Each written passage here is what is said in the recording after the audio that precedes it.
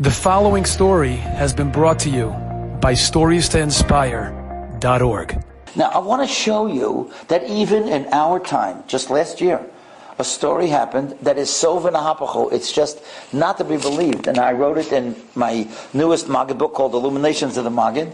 And the mother told it to me. It's not like I heard it from anybody else. The mother and the grandmother, I had them on the phone to get all the pratim. Listen to this, it's not to be believed. This is a young woman in Lakewood who had two children. She had a 3-year-old girl and now a 2-month-old girl. And she's going with her parents. They're going to Eretz Yisrael on an El Al flight, and they're going to Eretz Yisrael for a chasana of a family member. And they're over the Atlantic already. It's the middle of the night, and the baby starts crying. And of course, she realized that she had to change the diaper of the baby. She opens up the diaper and she screams. Now, I looked up what this is called. Most people don't even know that such a thing exists. I never even knew that such a thing could exist. It's called a rectal prolapse.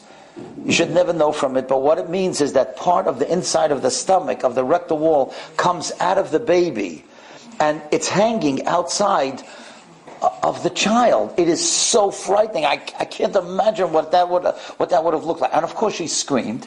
And she calls her mother. Well, the mother takes a look at it. She's also screaming. So, of course, the stewardess came and said, "What is going on?"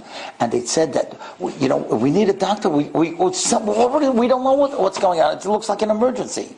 So the stewardess runs up to the pilot, and the pilot announces, "Is there a doctor on board?" So there happened to be a Scottish woman, a doctor from Hadassah Hospital. She comes running, and she says to the mother that, "Don't worry, it's not life-threatening, but it is dangerous. We have to land as soon as we can." She tells the stewardess, "Tell the pilot we've got to land in the first place where there's land, and this kid has to get to a hospital. You got to have an ambulance that's waiting as soon as the plane lands." And that's exactly what the pilot does. The pilot announces to everyone that there's been a medical emergency and they're going to have to land in Shannon, Ireland. He doesn't tell everyone that that what's happening with a baby. It's nobody's business, of course, but an ambulance will be waiting in Shannon, and now he has to start dumping fuel, because you can't land a plane that has so much fuel going to Eretz Yisrael. You're going to land in Shannon. You can't land, when you're only going a half a trip if you've got a full plane of fuel.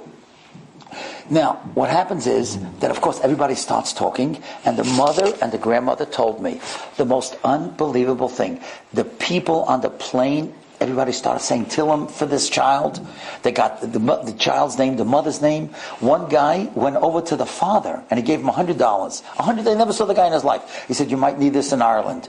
Another guy came over to him and said, "Listen, let me give you the number of the Chabad house in Dublin. There's no Chabad house in Shannon, but in Dublin there is. You might have to call him when you land." And then the flight manager comes and he puts his arm around the father and he says, "Don't worry, we are all brothers. We're going to do everything to save this child. You have nothing to worry about. If we have to land this plane, that's exactly what we're going to do."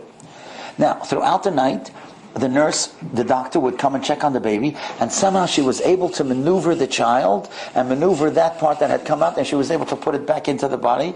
And she says to the stewardess that it's no longer an emergency. We can make it to Eretz Yisrael. You don't have to land in Shannon.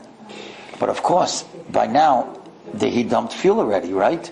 So the pilot says to the stewardess, "Tell the people, it's very kind that they tell us this, but at this point I have to land in Shannon." Now, you will not believe this. As the pilot begins to announce that they're going into a descent, somebody on the plane has a major heart attack. He has a heart attack, and they call this same nurse to start working on this guy. And she realizes how serious this is. And she says to the stewardess, "Tell the pilot that he should call ahead. That ambulance that's waiting for this little girl, she doesn't need it. This guy needs it." And would you believe that this fellow, they landed in Shannon, he went into the ambulance, and literally his life was saved, because he was on that plane, and that girl had that little emergency, And because of that, this man was saved. Eventually, this couple was able to be in London for Shabbos. They got to the wedding on time in Eretz Yisrael. And on Tuesday, this doctor from Hadassah, she already had the number of this mother who spoke to me. And she said, I want you to know that your daughter, your 2-month-old daughter, saved the life of this man. If it had not happened to her, this situation, and we would not have had an ambulance waiting. By the time we were in descent, who knows if we could have gotten the ambulance there on time. She didn't know how far the hospital was from the airport. So that's been a hapacho. Here, this guy, he's going to die. He's on a plane. Wow, how in the world is he going to be saved? No, because the Eibishter made it that this little girl should have that problem. They should have the ambulance. And this ambulance saved this guy's life. And she's doing fine. So that's what's been a hapacho. That's the first lesson that we have to walk away with tonight. We have to know that every situation, you never give up on Klal Yisrael.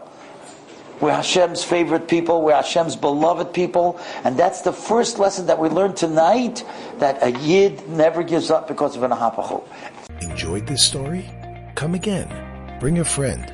StoriesToInspire.org